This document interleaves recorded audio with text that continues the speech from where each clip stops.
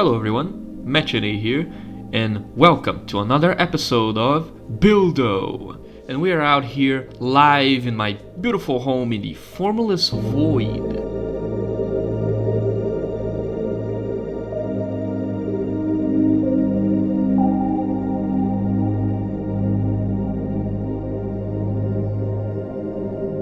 I know you guys have been waiting for a new BUILDO episode for a long time, so let's just cut to the chase. We got a lot of builds to show today. Very interesting ones too. And even a multiplayer one that we actually got working. So strap in as we dive headfirst into BUILDO. Okay, so the first build that we're going to be looking at today is probably the single most basic and simple build I have ever seen in my entire life. It is the most simple build I have ever seen, and that build is 1917.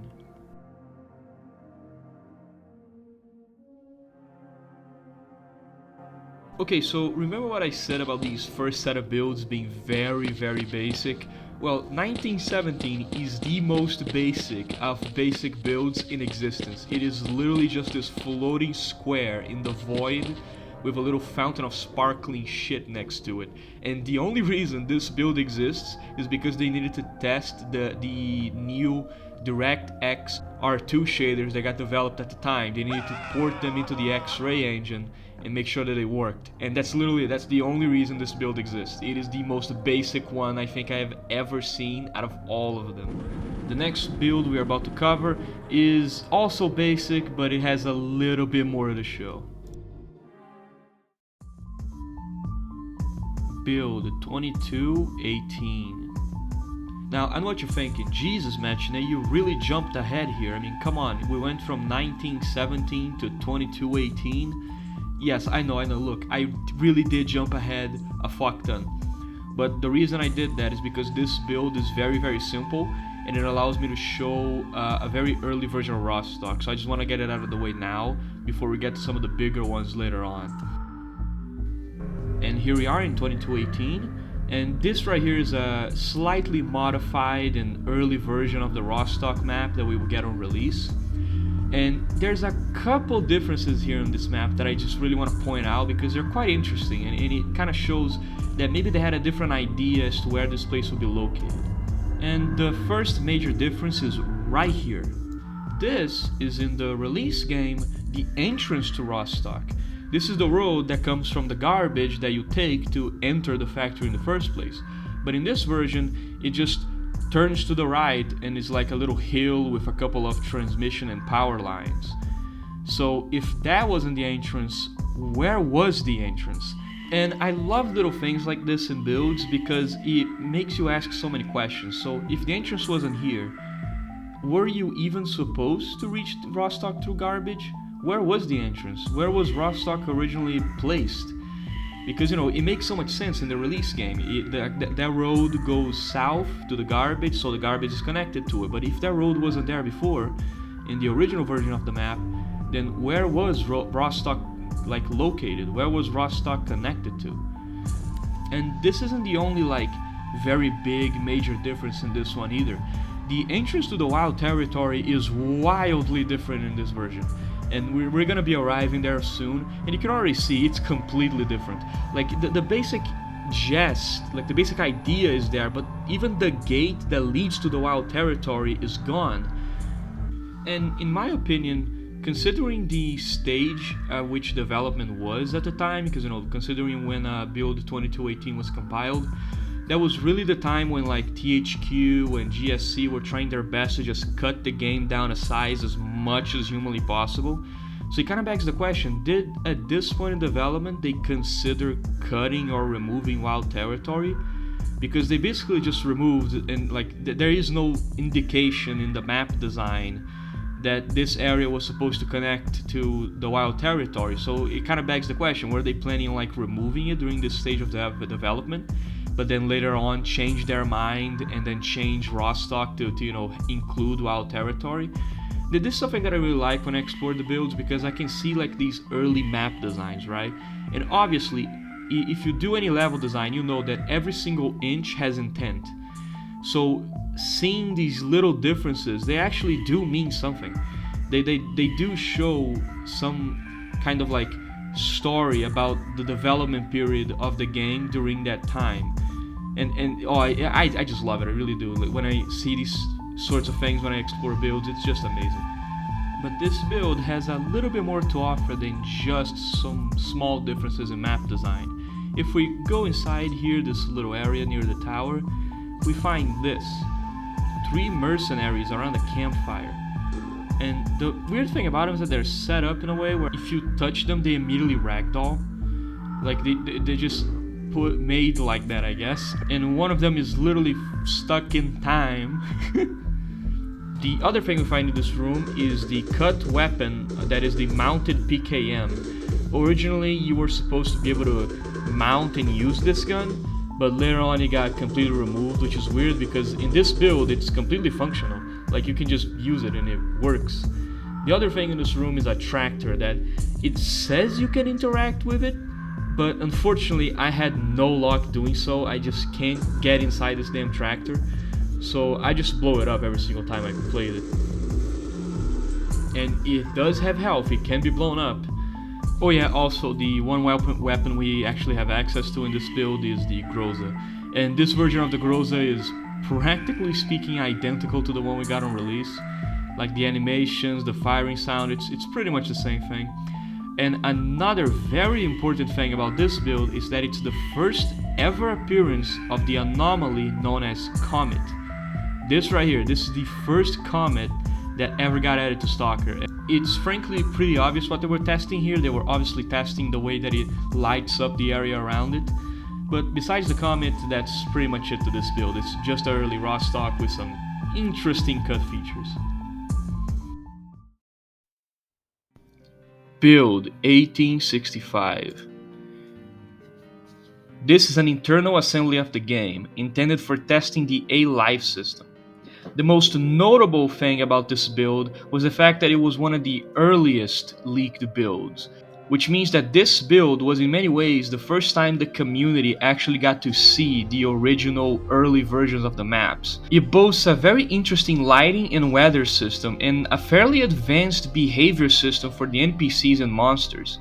And in many ways it can be considered almost an early version of Build 1935. It even has the first little beginnings of a quest system.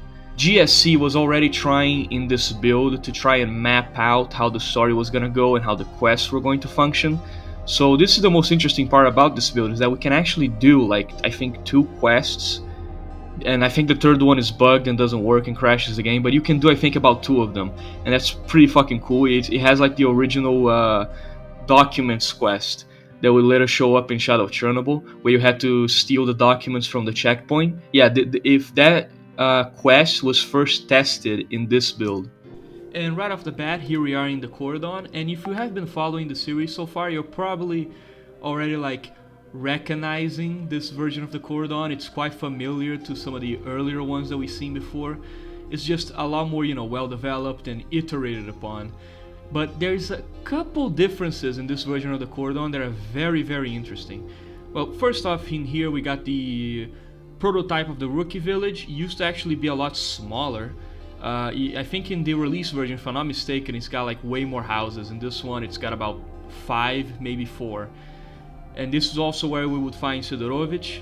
We also get the first quest here, which, if I'm not mistaken, it has been a couple of days since I played the build, but I think the first quest is to steal the documents from the military checkpoint. Yeah, apparently that was the first quest that the player was supposed to do. Like, wow, they just straight up throw you into the fucking fire in the original one, like, just go straight to the checkpoint. And here we are, the military checkpoint, just south down the road. And this military checkpoint is just completely different from the one we got. Like, I'm pretty sure the only thing that remained from this one is the guard tower, and that's it. Like, everything else is completely different. And I'm gonna be honest, there's something so funny to me about this military checkpoint. I don't know what it is, but it looks so fucking ghetto and run down compared to the one we got on release. Like, there's something about it. It doesn't even have that central building, that looks a little bit more official. No, it's just a shack. a house and a tiny little station. That's it. Like it is so ghetto that it almost has this weird charm to it. You know, like it's so basic. Like wow, this is the best that the like Ukrainian military could put in the zone. And now we are here a little bit north of the rookie village, and this is the detail that you probably already noticed when we were flying over the checkpoint. But the river, Cordon used to be basically half a swamp. Like now in the release game, Cordon is basically just dry fields, but originally it was supposed to be basically a swamp. And even here, like the tunnel under the bridge was completely flooded by its waters. And it makes me wonder if the Great Swamp was kind of like made as a way to still have a swamp-like area after the swamp in the Cordon got cut. Just a thought. And also this factory here, and if you remember, this factory is incredibly old. Like the first time we see this place is in, if I'm not mistaken, build 1114. So this thing has been here for a long time. And moving on to the bridge here, and the first thing that you can immediately notice is that the bridge and the hill and everything in here is just way bigger than the one we got on release. And on the release game, the middle checkpoint where the commander that, you know, takes your money is at, is usually made up of some like mounds of dirt. But in here that's gone, and instead a part of the bridge itself fell upon the road, blocking it. And something interesting is that the road has an obstacle in form of the bridge, yet this build, I think they still had the idea of having vehicles. So it's kind of interesting, even though the vehicles were going to stay, they were still trying to make, you know, using them be a little bit more difficult. Also, as you can see in the bottom left there was a little building located next to the middle checkpoint of the bridge. That shit got completely removed. There's not even like an equivalent to that in the release game. Okay, that building was just gone. And it's actually connected to this pipeline that ran to the original tunnel that led to the other side. Because if you remember, in the release game, you can either pay the fine or you can use the tunnel to get to the other side. Well, in the release game, the tunnel is very small and kind of short, but in here it's huge. Yeah, that's kind of a theme in the builds. Everything is supersized, you know. It's like the game is set in Texas. Everything is bigger. And this tunnel is also flooded by the waters of the swamp. And it also explains how the swamp got across the bridge to the other side. The water is flowing through the tunnel. I wonder if they also were going to put electro anomalies in here or not. And basically this would be the original way that you'll be able to bypass any patrolling troopers that might be blocking the road. You could just use the tunnel instead. As we come out of the tunnel here, we see what else? Even more swampland. Yeah, they kind of had a theme going here, just like half the map being a swamp. But we also get to see this, a second village. Now, in the release game, there is kind of like a second village with the pig farm and the little house that Fox is holed up in. But in here, it's just a full-blown second village. We also get to see a waterlogged BTR abandoned in the swamp. And moving on here to the left, we see a third little village, which again, they just seem to be like packing Cordon full of these things, man, just full of houses. And to the left here again, we also have the river. And this river actually extends from the Cordon to the garbage. So I wonder if they were having some kind of like idea of a theme where you could follow the river through multiple different areas. And of course here to the north we have the entrance to the garbage. This area changed very, very, very little. Even in early builds it pretty much just looks the exact same as it does now. Now with the Cordon out of the way, let's move on to the garbage. And here we are in the garbage. Good old garbage. And it hasn't changed that much compared to some of the earlier locations. And as we move on up here, we see the first like little stalker camp that was supposed to be in the entrance to the garbage. And the funny thing about this version of the garbage is that they really push that name. Like, sure, there's like 3 mounds of garbage in the one on release, but in this one there's like 6. Like the name garbage fits this version of the map a lot more. And also another interesting thing, this building here didn't actually get cut. It made its way all the way to release. This building here became the flea market on Shoutout, Chernobyl and Clear Sky. So this building didn't get cut. It actually managed to crawl its way all the way to release, but this is the first time it shows up. And of course, right here we find, you know, the most iconic part of the garbage, the giant piles of garbage. And right next to these piles of garbage, we see a couple houses, like a small little village. And in here, in this build, it actually houses a small pack of bandits.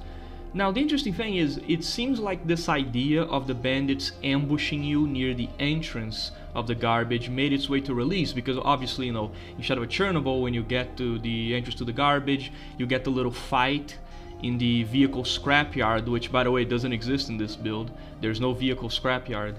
And there's also that little checkpoint before the hangar. So this idea of the bandits kind of having like a little ambush point near the entrance dates all the way back to here. They already had that idea.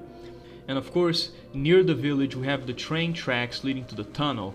These train tracks are the exact same ones from the cordon. And just a little ways out of the village we see this road right here. And this road is actually the original entrance to Agroprom, although most of the road is completely covered by a giant garbage pile. And continuing up north here the road, we have a little bridge. And what's under the bridge is a river, and this is something that I don't actually know, because obviously I haven't talked to the level designers, but I do wonder if this river is the same one from the cordon. Like, but the thing is, that one was going to the left, and this one kind of comes to the right. So I'm not sure about that, but it's still, I like to think that it is the same river from Cordon, just flowing to multiple locations. And of course, you can already see there in the horizon, we're coming up on the most important location in the garbage, the hangar. But also you can see that the river has like flooded a huge portion of the road. And this is like a little theme that I'm noticing here with some of these old maps. It seems like they really had this vision of a more swampy style zone, because like seriously, so like both Cordon and Garbage are basically swamps with how much water they have. So it's kind of cool to see how they completely changed direction in the final game. But of course, let's talk about the hangar. And this hangar pretty much survived completely intact. Sure, the location changed, the map changed, but the hangar itself, it's pretty much the same one we got on release. It's just like small details that got modified. Although the biggest change here is that instead of just the hangar being kind of a single location, it's actually connected to a small little bunker out back that leads to a series of tunnels. We're gonna take the camera here a little bit closer, but another thing that I noticed is that I'm not sure if the bandits were supposed to actually be based here, because the hangar doesn't really have the look of a base. So maybe in the original kind of design documents, you know, in the original idea they had, maybe the hangar wasn't supposed to be a bandit base. It would instead just be like a place you explore once, which would explain why the bandits got, you know, put in the houses instead of here. And it's here in the back of the garage that we find the entrance to the tunnels. Now the tunnels don't have really anything worthwhile. They're just, you know, just huge corridors underground filled with a little bit of water. So I'm not gonna waste too much time just flying through all of them, because it's basically just a small little maze down there. Leaving the hangar behind and continuing up north, we have here the prototype version of the duty checkpoint. And this version is incredibly basic. It's literally just the road to the bar with like I think 2, maybe 3 barbed wire barricades, and that's it. The interesting thing though is this pipeline, and I genuinely do wonder, because you know it does like extend all the way to the direction of the bar. I wonder what they were gonna like use that for, because it doesn't show up in the bar map, so what's the point of it being here? Again, I just really wish I could ask a level designer at GSC these questions. But now it's time for Agroprom. Agroprom, sweet old Agroprom. You just keep showing up in every single goddamn build. We have seen Agroprom so many times that I'm actually starting to hate this location, because by God, does it just love being the one map that gets included in every build. But in here we can see a much more well-developed Agroprom. It even has a fuck ton of soldiers walking around to test their AI, and of course the attack helicopter to the hind. And Agroprom has changed very little compared to its prototype phase to the release phase. It really has. It's probably the map that has changed the least. Although this version they actually finally added the swamp, but not much else. They haven't added the debris there, just the swamp. And of course to the left we have the military base, the original one. And that's what fucks me with Agropron. Like, I don't know how they did it, but pretty much the first idea they had, they never changed it. They just kept it. Like wow, I guess Agropron was just so perfect, you know, in the eyes of GSC that it just didn't need an overhaul. And it kind of makes sense considering that the map is really small, so there's no point in like downsizing it after THQ ordered the cuts, because you know it's already fucking small anyway. Now let's go to Rostock. And here we are in Rostock. It's probably not the one you remember from the games. This one is a whole lot bigger. Way bigger, in fact. Like, just this Rostock map alone, you can probably fit like the release cordon in this one, and you would still like have a little bit of room to spare, because this version of the bar is gigantic. You see, originally the bar was divided into 3 different areas. The first area was this one called the bar, which was basically this abandoned little town where the barman and his shop was actually located. The Rostock factory was not part of the bar. It was instead a self-contained location that is close to the bar. So basically you would have to go to the bar, and from there you would go to the Rostock factory. The wild territory was the area around the bar, so all the roads and basically everything outside of the town, that was the wild territory. The interesting thing about this version of the bar, however, is that they actually have some pretty well developed locations that give us an idea of what the plan was, you know, here. For example, that building over there, that's where the barman is located. The 100 Reds bar already exists in this version, and it's right there. And frankly, if you have ever played Oblivion Lost Remake, you have already seen this area probably 100 times, because you always have to come back here to visit the barman. But let's take a closer look at the bar, shall we? Now, the bar isn't located on the ground floor, it's actually in the basement of this department store. And you can see here the layout is completely different. We have a couple test NPCs just hanging out. You can't interact with any of these NPCs, at least from what I tried. I tried to interact with all of them and nothing happened, so I guess their dialogue just wasn't set up yet. We do have members of Freedom here, which is weird. I suppose those guys are just placeholders because the duty base is here. And back here we have another pool table, and in here, this is the barman. Now obviously this barman is just a placeholder, you know, the barman isn't supposed to look like a mercenary. I mean, this guy's model is literally just the model for a wolfhound from Shadow of Chernobyl, so yeah, it's pretty obvious that's not what the barman was ever supposed to look like at all. He also has no lines. I try to interact with him all the time and nothing happens. And in the back here we have a little bathroom, and that's pretty much about it for the bar. And frankly, I kind of like this design of the bar. It's sort of cozy. However, the bar is not the only important location in here. We actually have the original duty base, which, my god, it's such a downgrade from the one we got. First off, I don't know what the sign says. I have zero clue because I just can't read Cyrillic, so if anyone knows, please let me know. But in here we got 2 door guards from duty. You can already see they have a model that is pretty close to the one we got on release. It didn't really change that much. And this is where the duty faction was originally based on. And man, I'm glad they changed it, because this base fucking sucks. They basically just lived out of this little basement, like a bunch of true gamers, I guess. You can even find them in this room here, just sleeping. And it's absolutely filled with them. There's a lot of duty NPCs.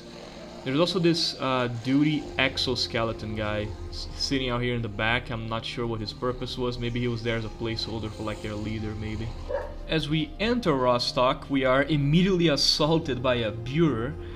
Yes, contrary to some popular belief, the Bureau wasn't made for Call of Pripyat. In fact, the Bureau already existed ever since Shadow of Chernobyl.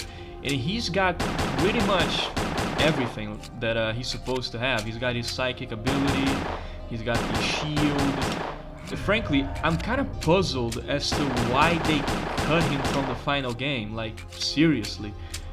No, really, I mean it. Like, the character, the enemy is completely finished.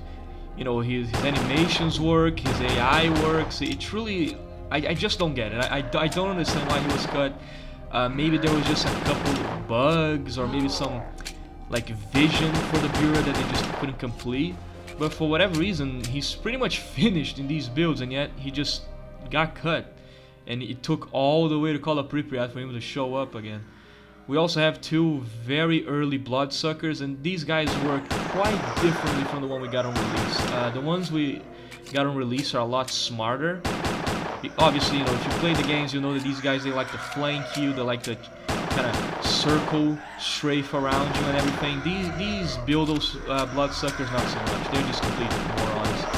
They basically just charge straight ahead, and that's it. Even though they can turn invisible already, it's basically useless because you can perfectly predict what they're gonna do, since they kind of just beeline straight for you. Notice the sound effects. It seems like they had some like completely different sound effects from the one we got on release, and I kind of like them, to be honest. This like repeated scream they do, it's kind of cool. Although I have to admit, it's not as high quality as the one we got on the final one. But enough with the bloodsuckers. Let's actually get to the main course here, the Rostock factory. Now, of course, most of the factory is unrendered because we're outside of it. Oh yeah, I forgot to mention, the factory itself is a separate location. See, that's the thing about the original bar. The wild territory and the bar were wide open. There was no transition between them. But the factory itself, it was a completely separate level. You had to leave the bar to go to the factory. And even from the outside, you can already see that the factory was way bigger than the one we got on Shadow of Chernobyl. It is massive. And trust me, it's even bigger when we actually go inside. Now, before we head into the factory, I'm gonna show you what's further up the road here. The road actually splits off into two different directions. The one that continues forward, I think, if I'm not mistaken, it leads to the military warehouses. And that's something that didn't change. Even in the release version, it also goes to the army warehouses. And I think it's very obvious here how the maps were originally designed with vehicles in mind. Like, these maps are huge. And the roads are also kind of like easy to traverse and not blocked by debris or anomalies or anything like that.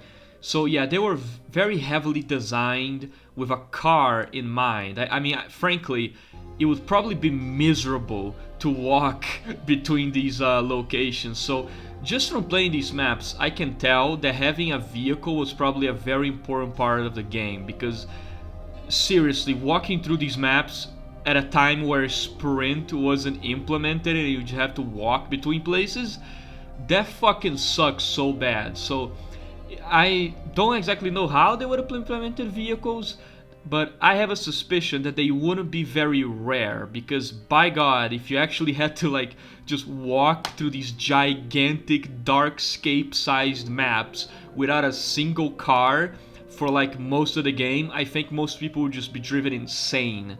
Now obviously the map here is very unfinished. I mean, that little PNG of the forest is placed completely in the wrong area and it's just floating, but hey, it's an alpha. But the most interesting thing here is this little location here, the location that you find if you go to the right of the crossroads. This area is part of the Rostock factory, but it's actually placed in the bar world space, basically. And there's actually an entrance to the factory here in a little tunnel. We're gonna come up to it in a bit. And this structure here, this wall, I love this little area. It's like, fuck, it just makes me so mad seeing these things that are cut from the game, because these locations are so cool. It almost looks like a little dam, like this giant container wall.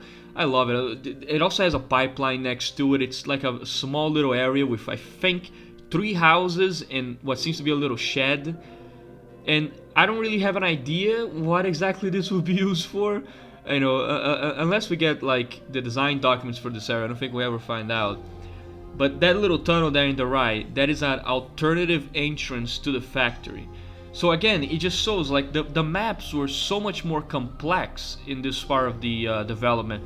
You had these giant world spaces that they had within them sub areas, and these sub areas had different entrances and exits. Like, it really shows the ambition that GSC had when they were making these levels. But enough of the outside, let's go inside. And here is the Rostock factory, and right away you can see, by God, it is so fucking big. I think like half of this map is, like, in fact, I think you could probably fit the release version of Rostock in here like 3 times over, because this is huge. And it even has underground tunnels, which we'll get to later. But the greatest and like coolest thing about the Rostock factory, right, is that this building here, oh, and by the way, that ramp is the one that connects to the tunnel outside. This building, this factory, this complex, it isn't a fictional place. This factory exists in real life. I think it's like in the outskirts of Kiev or something like that. But basically, this factory is a real place that they recreated in the game. In fact, the GSC studio used to be located in this factory, and I think in real life it's also called Rostock.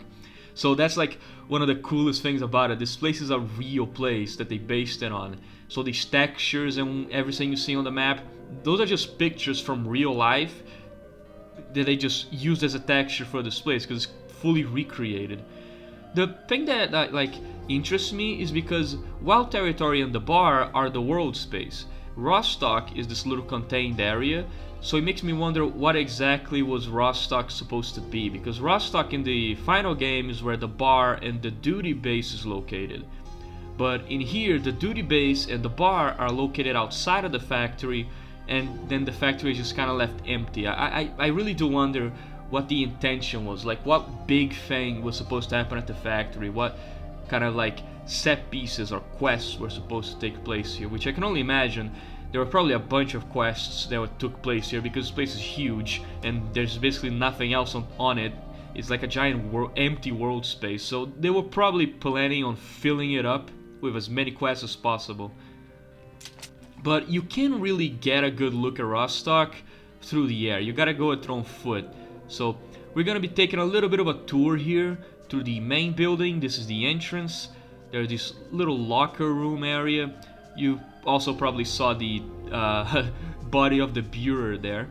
Oh, also the cool thing about this build is that we actually get a torch to play with, which makes things so much easier because a lot of this place is really dark.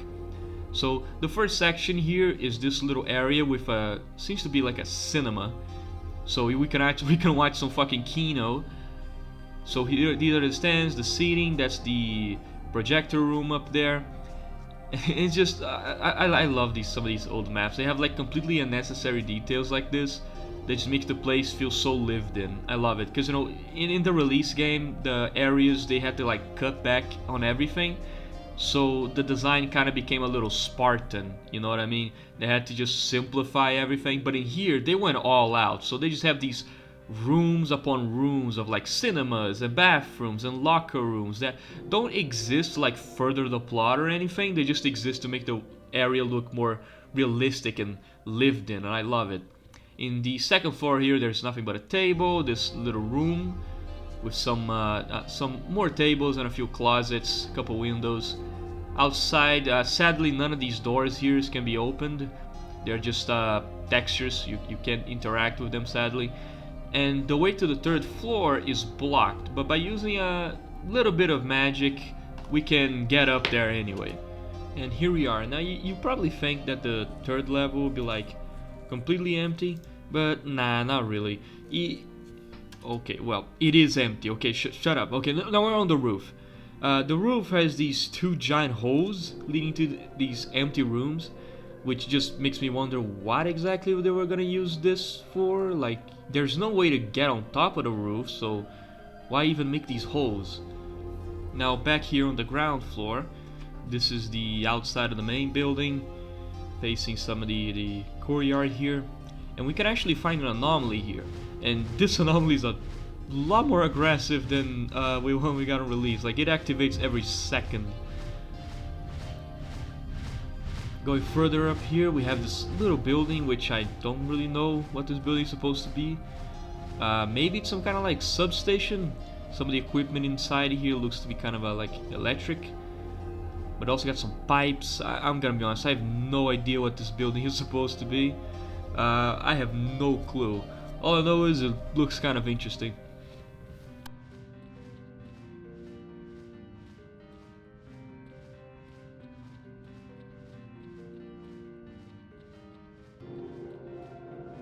Alright, so we're back outside again in this giant little entrance area here.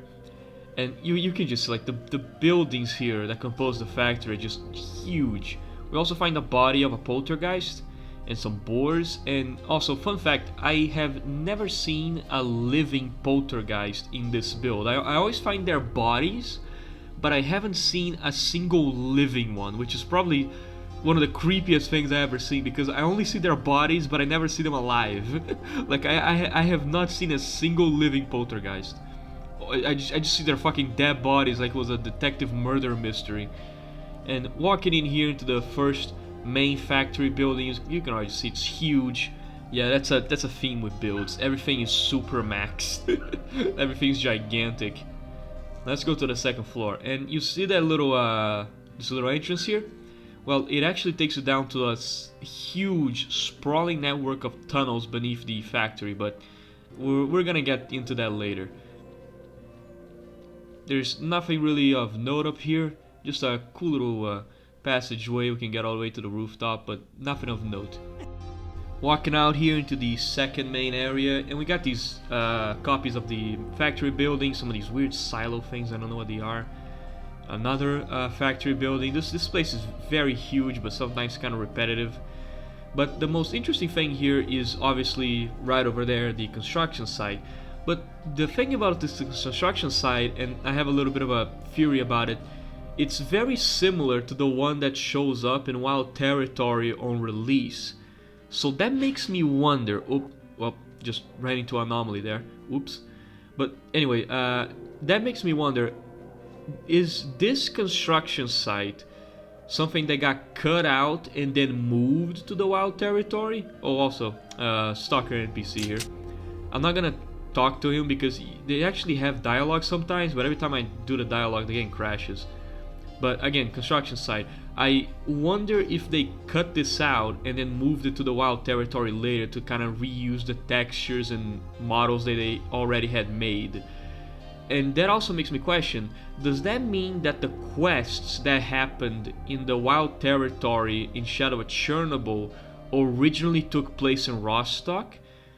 Like, was this place meant to be where Krugelov was ambushed by the mercs? That's what I'm saying. Because, you know, I just got that feeling, like they took this construction area and moved it to the Wild Territory, and when they did, they took all the quests and plans for it with it. So I wonder if everything that happens in the Wild Territory was supposed to happen here instead. So that entire set piece of you fighting the mercs and having to help the ecologists and whatnot, I wonder if that was originally supposed to happen right over here.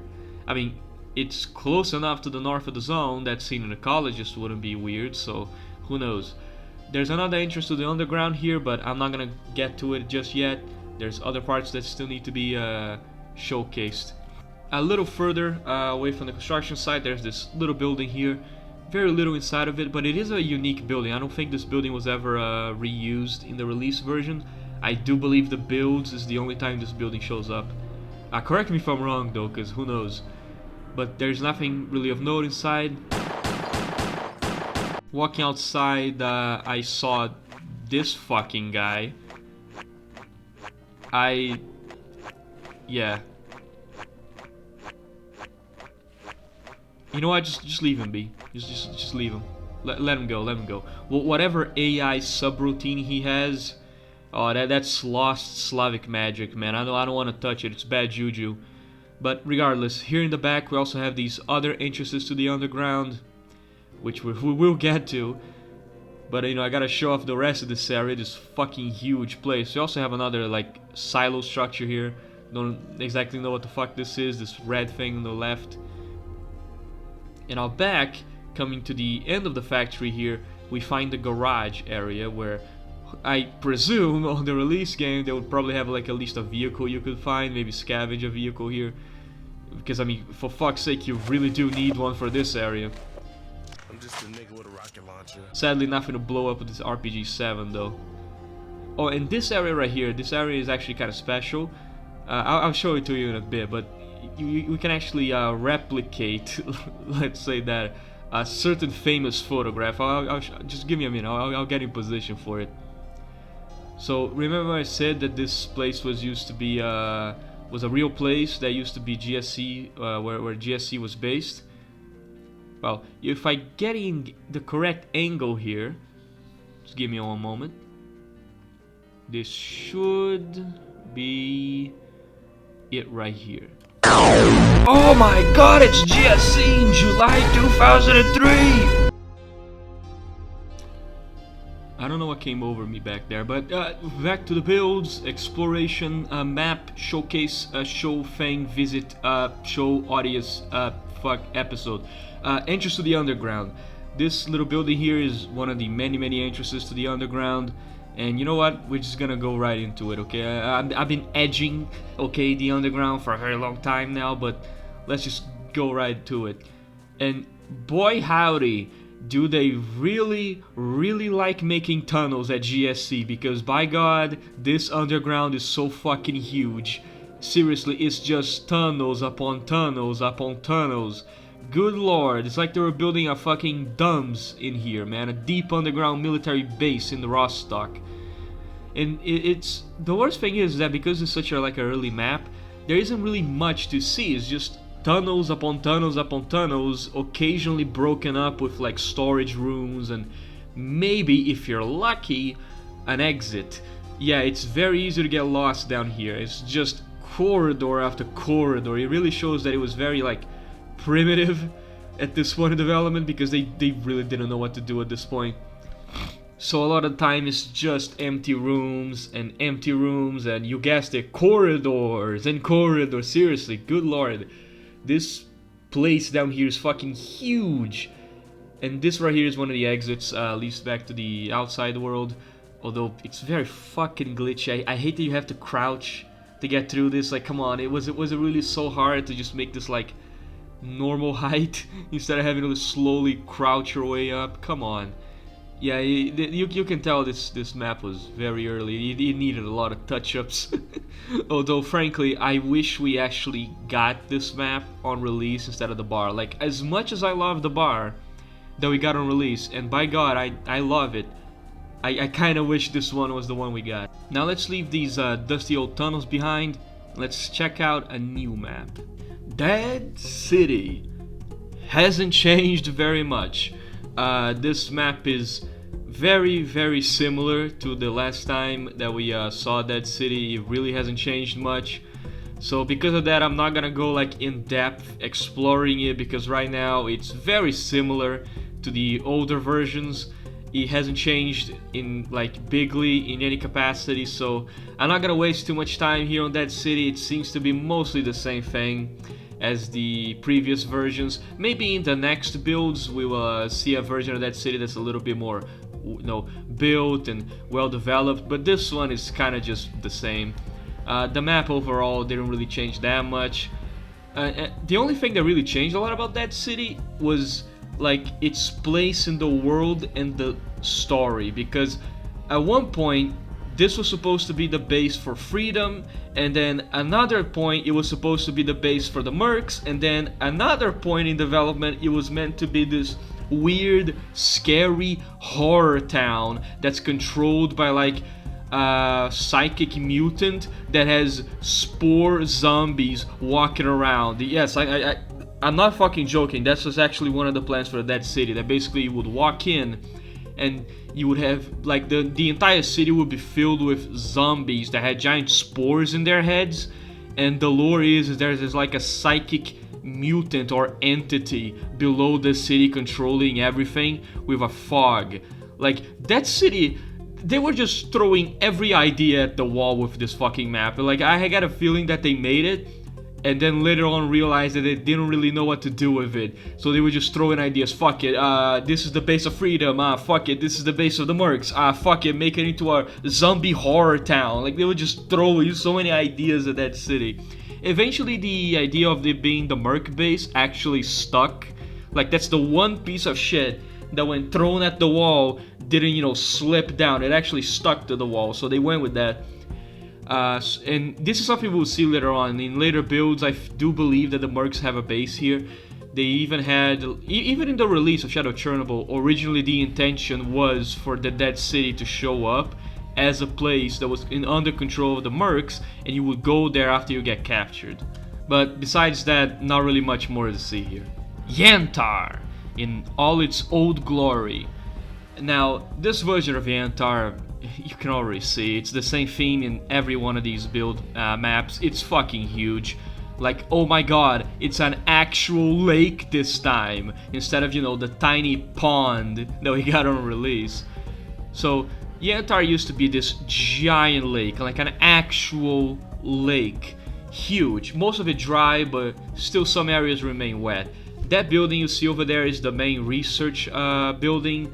That's the one that you had to go in to get access to the tunnels. Oh yeah, also this map also has a giant tunnel network, but it's not the only entrance. There's a couple of others sprayed around the map.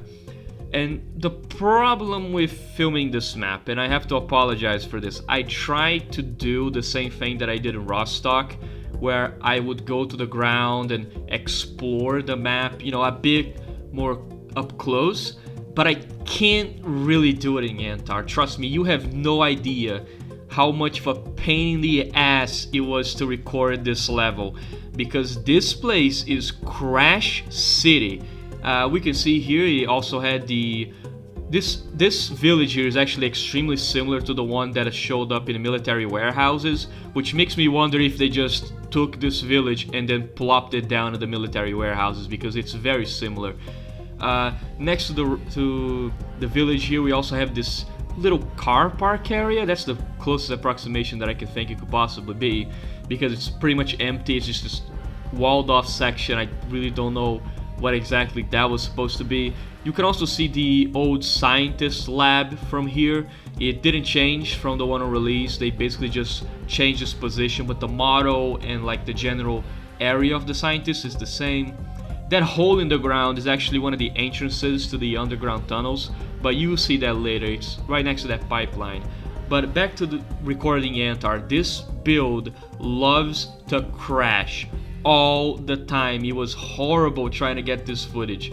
So because of that, I can't really get up close, because every time that I leave the demo record function and I try to walk to these areas, like that military base over there with the entrance, or here the main research building with these antennas, which, my god, that building just looks so fucking cool. It really does. I can't do it. Like, I try, but it just never works. Every single time, if I go on the demo function, it works, but if I try to go on foot, it crashes. If I try to walk over there to those NPCs in the distance, the game will crash, guaranteed. Or also, those NPCs, they're actually prototype versions of the zombies, and they actually have voice lines. Oh yeah, and see, look at it, it just crashes. As I was saying, those NPCs you saw back there, they actually have voice lines that are unique to this build that didn't make all the way to the release. But don't worry, I'll show you guys that later. For now, I settled on using the demo camera to just kind of give you guys this below the map overview of the tunnel system, because again, if I try to get close to this tunnel system on foot, Yantar becomes transgender and commits suicide, so I can't. So we're gonna have to settle for this. Later on, I kinda almost managed to get inside without, Yantar committing suicide, but again, it was very difficult. It was so fucking hard getting good footage of this level because he wants to crash so badly. But Yantar originally, the idea behind it is that you get in and there will be this creature called the creature in the mist, or the creature in the fog. And this creature was the brain in the jar that we would later see in the release Yantar in Lab X16. And the idea was that the research institute was surrounded by this fog that was deadly. Getting anywhere near it would just kill you due to psychic damage. Eventually, you would get a prototype from the scientists, just like in the release game. You get a prototype from them to protect you from the emissions, and then after that, you are able to get inside the building and kill the brain, killing the creature in the fog. So the map and the geometry and everything changed, but the plan of Yantar stayed the same. Like, the idea was always the same. You go there, you talk to the scientists, you get a prototype, the prototype protects you from previously unbeatable psychic enemy, and then you go inside and you kill them. So the idea of this, the plot line of the area was always kind of the same.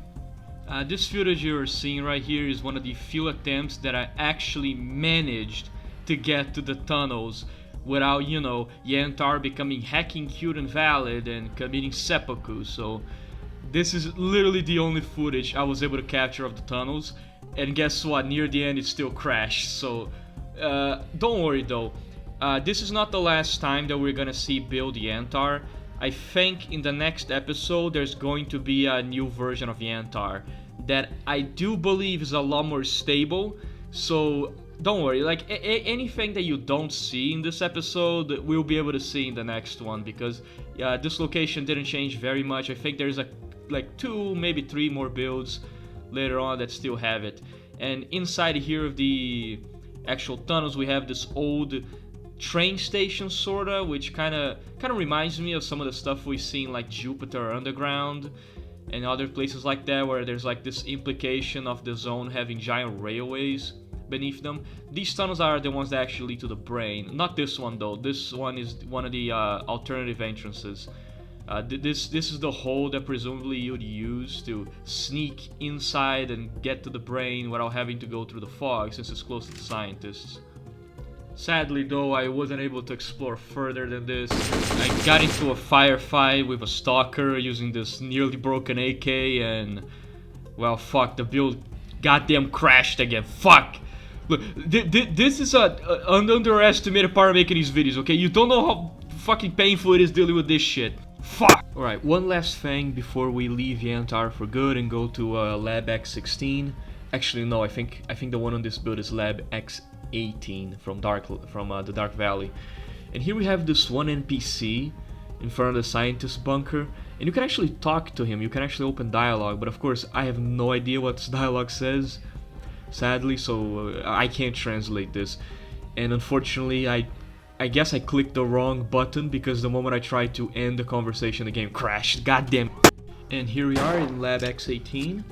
And this version of Lab X18 is very interesting, because it feels like the version of Lab X18 that you would see in like a dream or a memory. Because when you first look at it, you know, the staircase and everything, it looks normal.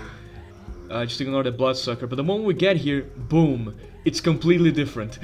Like that's the thing that I actually really love about this map. It feels like X18 in a distant memory, because when you first step inside, it looks like Lab X18. It seems to be familiar, but it's so ever slightly different. Like the rooms you expect to be there just aren't, and so it really, like, it almost plays with your brain a little, because you're expecting it to be, you know, you're expecting a certain room to be around a certain corner, and then you round that corner, it's completely different. Like this has to be the most almost liminal map to ever explore, because it plays with your memory of the map so much, because some parts are completely unchanged and are exactly the same as the one on release, but then you know, you just go around a corner and then you see a room you never saw before, and it like plays with your head a little bit. It's such a weird feeling. And of course, the first thing you can already see from this map is that it used to be just like any other build map, way bigger. Essentially what happened is that Lab X18 was originally gigantic. It had way more rooms, way more labs, way more hallways, and what they really did, like pretty much the only thing they really did for the release version, is to just take these rooms, cut them up, like disconnect them from each other, and basically just remove the hallways. They cut some rooms out, they cut the hallways out, and they just kind of kept like the best rooms that they had. Which, you know, it's kind of like a double-edged sword, because on one part, doing that leaves you with only the best highlights of the map. So I guess you could say you'll make it better.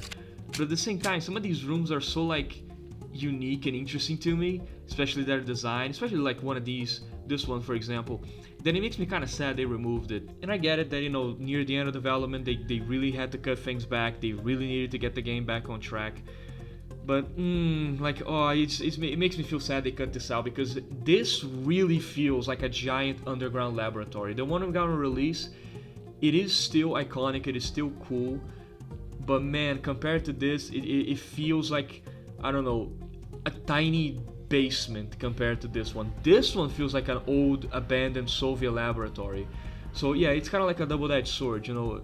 On the release version they only kept the best rooms and the best places and whatever, and they cut the fat in a little bit, I guess you could say.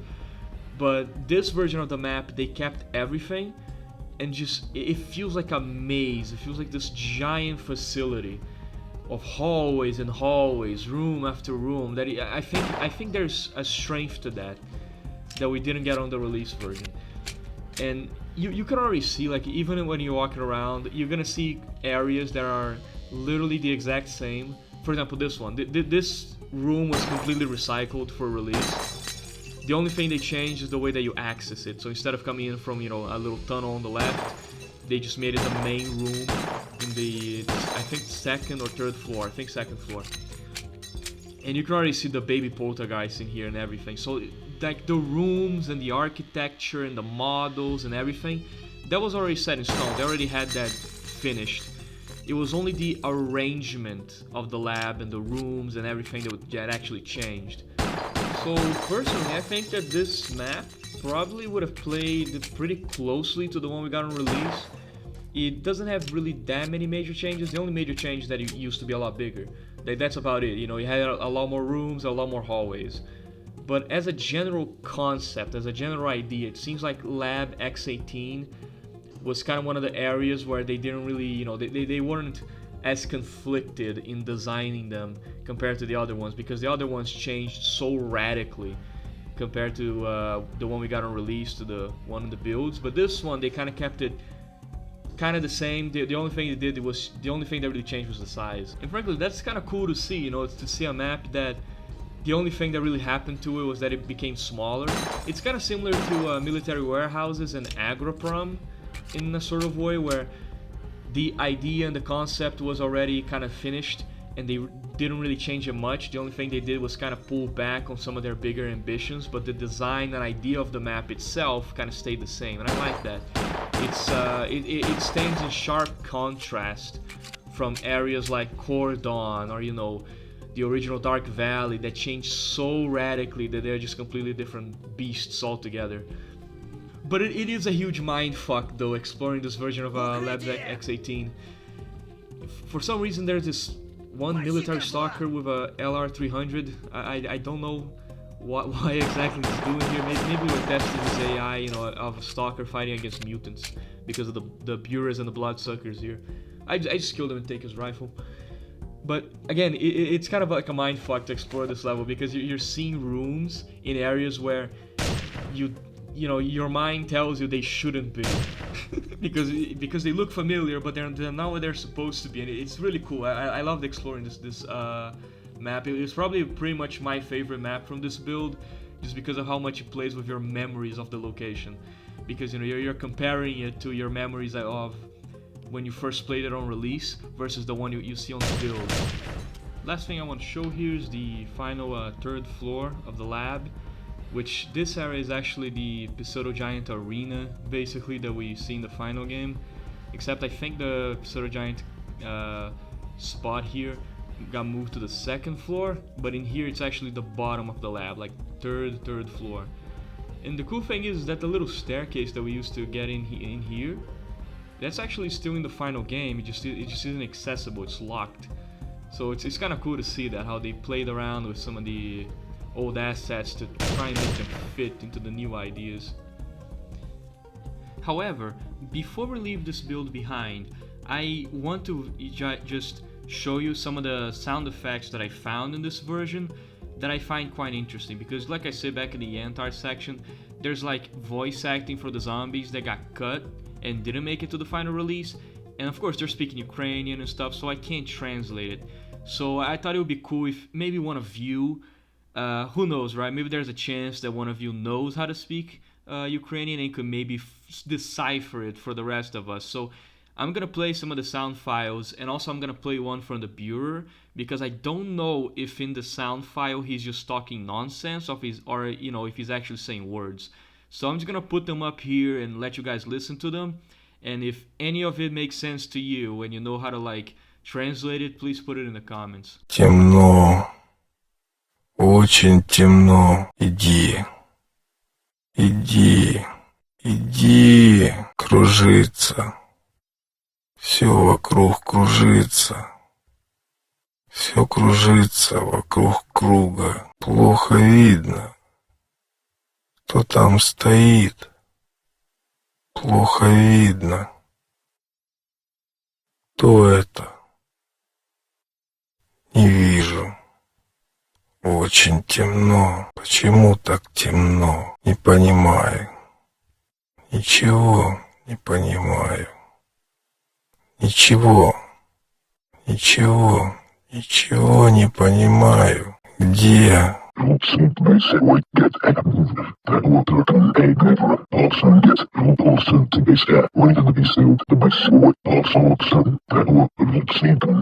Now you're probably thinking that this is it for the episode ends here, and it's close, the episode is about to end, but not just yet.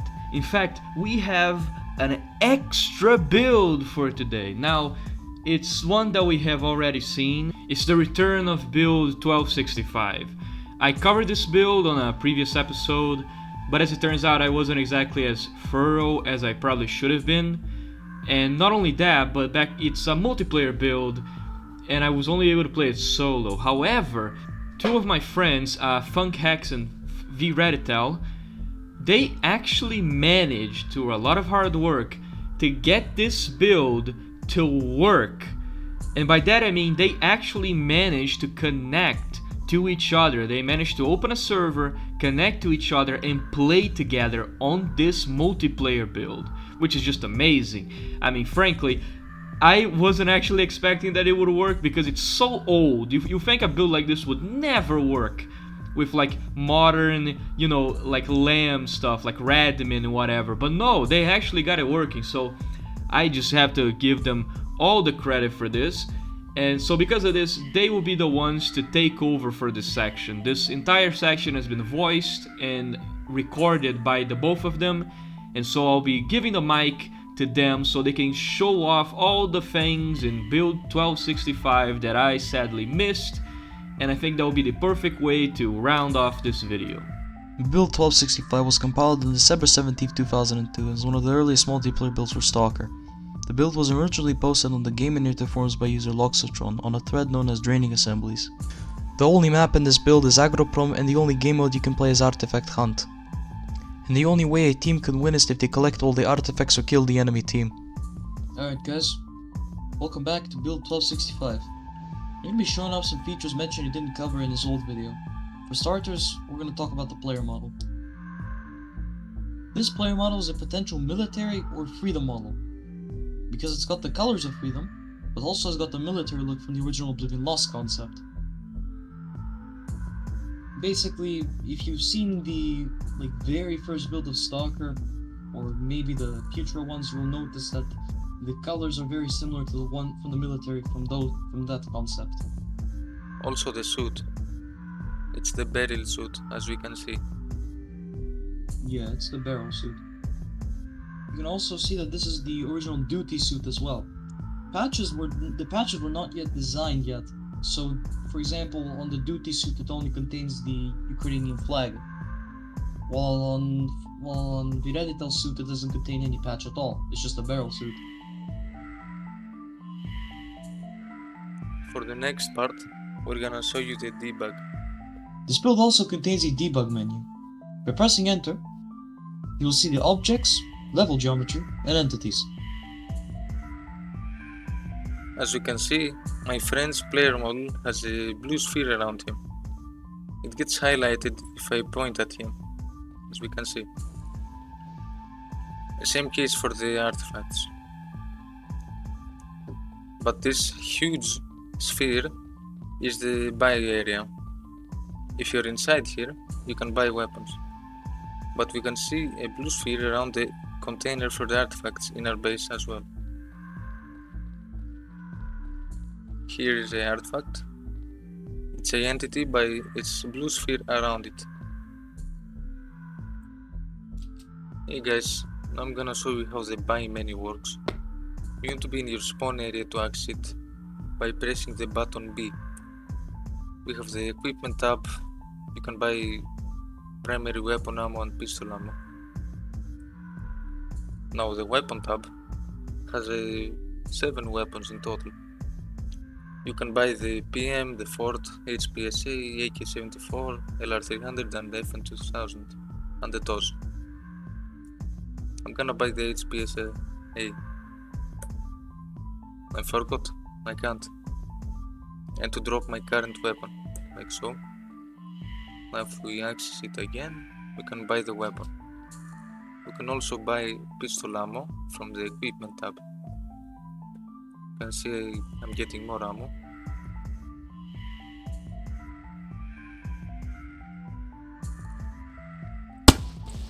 To get more money, you need to kill other players or complete objectives, like capturing artifacts. And that's it for build 1265.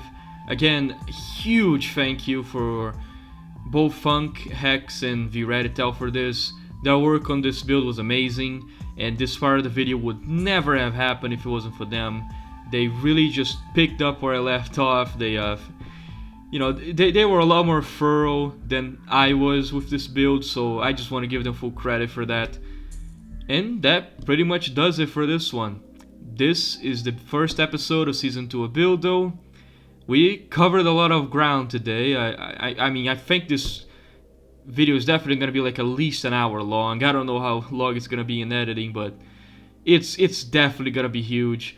And I'm going to be honest, I'm happy to be in the saddle, okay? I'm happy to be back in the saddle. For the rest of this month, I'm thinking if I can just focus on streaming, because I'm kind of tired, because this video is really huge.